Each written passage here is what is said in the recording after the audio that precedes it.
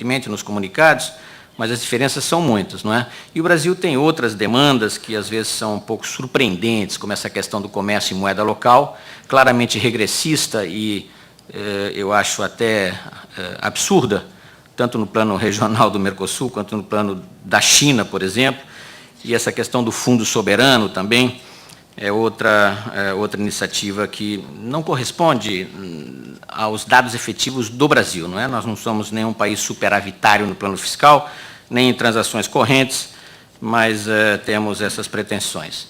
Bem, plano das relações Norte-Sul, como me foi pedido, enfim, Norte-Sul é uma relação algo coincidente, Brasil-China, ou seja, ambos se consideram países em desenvolvimento, a China institucionalmente dos anos 90 para cá, porque ela era um grupo à parte, o grupo de um país, durante 30 anos, no esquema onusiano.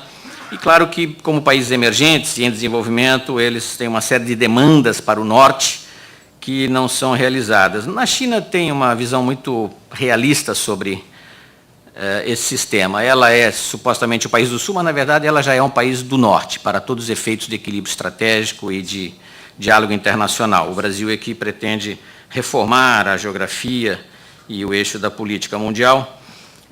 E, na verdade, se a gente for pensar nas relações Brasil-China, é uma relação norte-sul, não é? Em termos de comércio, em termos de tecnologia.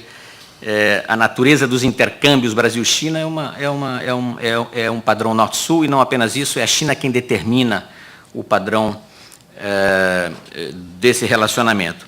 E é ilusão o Brasil esperar da China grandes inovações em termos de mudança da governança econômica mundial. A China já é uma grande potência, hiperpotência, dizem alguns, e ela terá uma postura conservadora, não contestadora, e ela vai se inserir por mérito próprio no sistema internacional. Justamente como reformar o sistema internacional no sentido favorável aos emergentes, a China, evidentemente, vai se posicionar e vai se inserir, ela é um país determinante no plano do comércio evidente, industrial, financeiro e talvez estratégico e de segurança.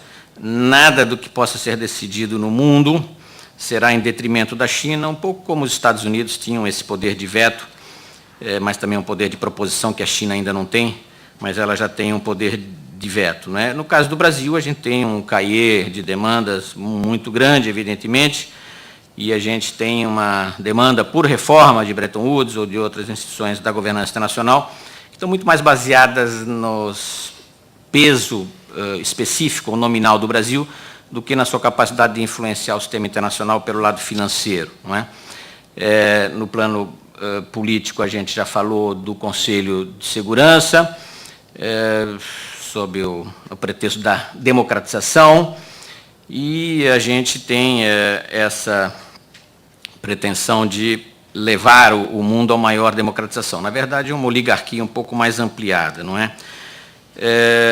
A nossa atuação mais relevante se dá no G20 comercial e não no G20 financeiro, ainda que a gente tenha propostas, mas eu acredito que, como mostrou aqui a embaixadora Abdennour, há uma certa esquizofrenia no G20 comercial, né? Os mercados que mais vão crescer na oferta brasileira são os emergentes, China, Índia e outros, e a gente vem insistindo no subvencionismo dos países do norte, Estados Unidos e Europa, basicamente, e não bate suficientemente no subvencionismo e no protecionismo dos nossos aliados no G20, não é? Finalmente, estou me aproximando, já estou no último capítulo, digamos, do meu texto, página 19, enfim.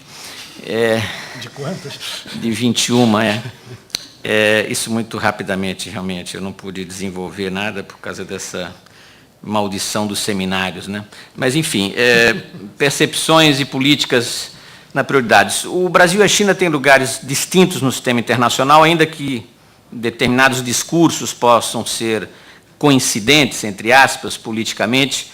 Eu acredito que a visão do mundo, as percepções, as demandas sejam muito diferentes em função de locus, né, de situações objetivamente distintas para os dois países, a despeito das declarações, das parcerias estratégicas, seja bilateralmente, seja nos BRICS ou em outros fóruns.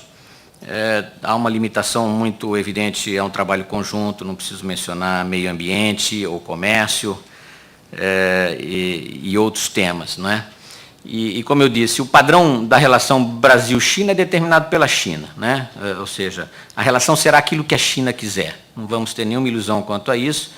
Esse fenômeno da comoditização já foi muitas vezes mencionado com certo alarme, mas ele tende a continuar pelo futuro previsível, não é? E, na verdade, a China se insere no mundo pelo seu peso próprio, pela sua influência, pela sua capacidade de chantagear determinados parceiros dela, e o Brasil se inseriu no mundo graças ao processo de estabilização econômica, algo que demorou os últimos 15 ou 20 anos, e a sua maior inserção vai depender de reformas internas. O sistema internacional é muito favorável à emergência desses países, os grandes atores, não é? E se o Brasil não influencia mais, e o embaixador Abdennour mostrou como o progresso da China foi extraordinário, foi em função da sua incapacidade de fazer as reformas se tornar-se mais competitivo e produtivo no plano internacional. Então, a nossa agenda é muito interna. E as percepções brasileiras e chinesas serão necessariamente diferentes, não é? Tanto no plano bilateral, quanto no plano plurilateral ou multilateral. Há uma dispersão de agendas que é maquiada, mascarada por declarações retóricas de alianças, agendas conjuntas, etc. Enfim, o Brasil tem uma enorme agenda internacional, os 3 grandes temas, Conselho de Segurança, negociações comerciais multilaterais, reforço e ampliação da integração regional do Mercosul, foram claramente frustrados e frustrantes nos últimos anos.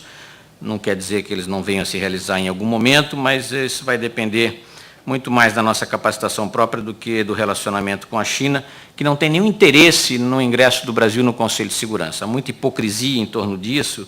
Eu acredito que isso precisa ficar muito claro. Nem a China, nem qualquer outro dos membros tem interesse numa reforma sensível no plano do Conselho de Segurança. No plano econômico, a coisa vai mudar em função, como eu disse, do peso próprio dos países, e aí depende muito do próprio Brasil, não é? A gente tem que ter uma postura mais realista em termos de diplomacia, alguns erros de percepção, alguns equívocos mesmo de concepção, se devem a toda uma carga ideológica hoje existente na diplomacia brasileira, que talvez se disperse no futuro, né? Tudo o que eu disse pode ser usado contra mim, evidentemente, e nada do que eu disse reflete qualquer pensamento diplomático brasileiro. Obrigado.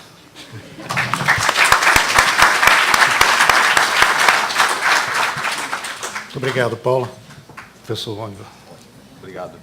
Obrigado, Paulo Roberto, pela apresentação. Eu vou focar um pouco mais no ponto de vista da China.